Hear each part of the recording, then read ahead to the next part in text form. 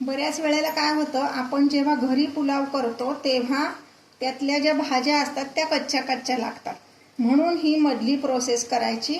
त्यामुळं काय होतं, पुलावची टेस्ट छान येते. हे असं आपण का करतोय तर यामुळं बासमती तांदूळाचा भात हा मऊ आणि मोकळा सळसळीत होतो.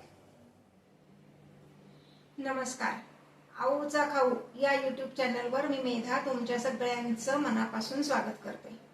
आपल्याला बऱ्याच वेळा प्रश्न पडतो की हॉटेलमध्ये शेफ लोकांचा व्हेजिटेबल पुलाव अगदी मऊ तरी सुद्धा मोकळा सळसळीत कसा होतो, तसा आपला घरी का होत नाही. तर ह्याचंच उत्तर मी आता तुम्हाला देणार आहे. अगदी शेफ लोकांचा होतो तसाच मऊ पण मोकळा सळसळीत व्हेजिटेबल पुलाव कसा करायचा, चला रेसिपी बघूया. पुलाव करण्यासाठी मी इथे अख्खा बासमती तांदूळ घेतलाय. एक मोठं भांडभर म्हणजे साधारण 200 ग्रॅम एवढा हा तांदूळ आहे. हा मी 2 वेळा स्वच्छ पाण्याने धुवून घेणार आहे, म्हणजे त्याच्यावर काही पावडर वगैरे लावलेली असेल ती सगळी निघून जाईल. हे तांदूळ मी 2दा स्वच्छ धुवून घेतलेत. आता मी ह्यामध्ये पाणी घालणार आहे.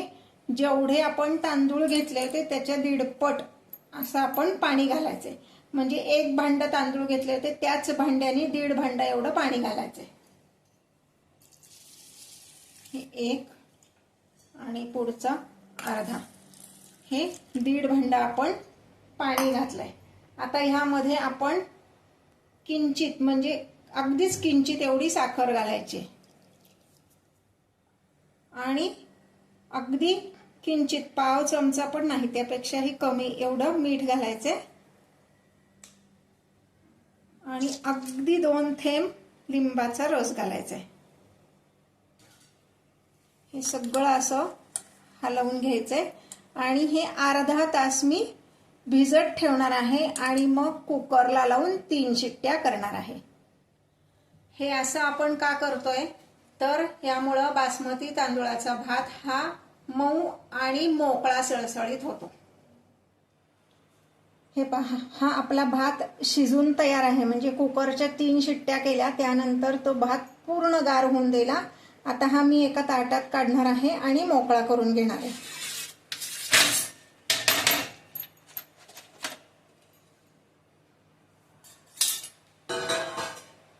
आता हा मोकळा करताना चमचा वगैरे वापरायचा नाही. चमचा वापरला तर शीत मोडू शकतं, तर हातानेच करायचं आहे. थोडासा पाण्याचा हात घेतला की हाताला शीत चिकटत नाही. हे पहा, हा असा छान मोकळा भात आपला तयार आहे. आता आपण पुढची प्रोसिजर बघूया. हे थोडा वेळ मी बाजूला ठेवते. आता इथे मी 1 गाजर असं पातळ चिरून घेतलंय. 1 वाटी फ्लॉवरचे तुकडे आहेत आणि अर्धा ते पाऊण वाटी फ्रोझन मटार आहे. मी काय केलंय, गाजर आणि फ्लॉवर हे उकळत्या पाण्यात घालून 5 मिनिट उकळून घेतलंय. म्हणजे दोन्ही वेगळं वेगळं उकडलंय, एकत्र उकडलं नाही. कारण दोन्हीला शिजायला लागणारा वेळ हा वेगळा आहे. मटार फ्रोझन मटार असल्यामुळे उकळत्या पाण्यात घालायची गरज नाही. पण जर तुम्ही ताजे मटार वापरणार असाल तर ते मात्र 5 मिनिट उकळत्या पाण्यात उकळून घ्यायचे. बऱ्याच वेळेला काय होतं, आपण जेव्हा घरी पुलाव करतो तेव्हा त्यातल्या ज्या भाज्या असतात त्या कच्च्या कच्च्या लागतात. म्हणून ही मधली प्रोसेस करायची. त्यामुळं काय होतं, पुलावची टेस्ट छान येते. आता इथे गॅसवर मी एक कढई तापत ठेवली आहे. त्यामध्ये मी 1 टेबलस्पून एवढं तूप घालणार आहे. हे तूप तापलं की त्यामध्ये पाव वाटी काजू आणि पाव वाटी बदाम हे छान खरपूस तळून घेणार आहे.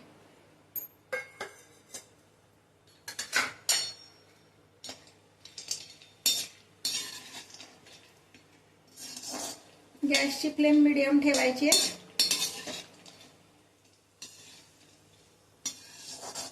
हे पहा, काजू बदाम पटकन तळले जातात.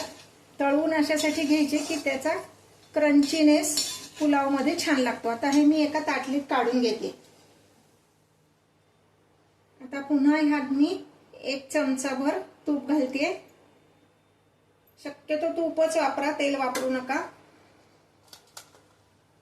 यामध्ये मी घालणार आहे 4 हिरव्या मिरच्या. हिरव्या मिरच्यांना मध्ये खाप घ्यायचे, म्हणजे मग त्यातल्या बिया अंगावर उडत नाही. आणि हिरव्या मिरच्या घालून झाल्या की लगेच 4 बेडगी मिरची घालायची आहे.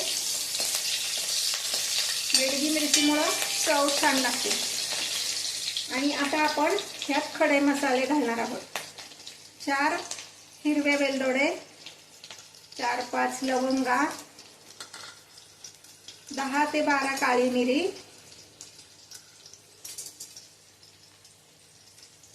2 तुकडे एवढे दालचिनी, 2 तमालपत्र. हे छान तळून घ्यायचंय.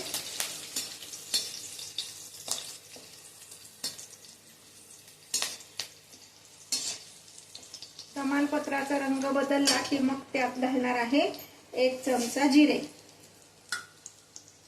जिरे मुद्दाम आधी घातले नाही, कारण जिरे करपतात पटकन, म्हणून जिरे शेवटी घालायचे सगळ्यात. आता यामध्ये मी घालणार आहे अगदी बारीक चिरून घेतलेली ढोबळी मिरची. 1 ढोबळी मिरची अगदी बारीक चिरली आणि ती आता ह्यात घातली. मिरचीचा कच्चेपणा जाईपर्यंत आपण हे परतून घेणार आहोत. हे पहा, ढोबळी मिरची जी आहे ती छान त्याचा रंग बदललाय, म्हणजे त्याचा कच्चेपणा गेलेला आहे. आता आपण ह्यामध्ये इतर भाज्या घालणार आहोत. हे गाजराचे तुकडे. गाजराचे तुकडे तुम्हाला आवडत असतील तसे करा, लांब केलेत तरी चालतील, मी असे बारीक बारीक केले. फ्लॉवर, फ्रोझन मटार, हे सगळं छान मिक्स करून घ्यायचंय.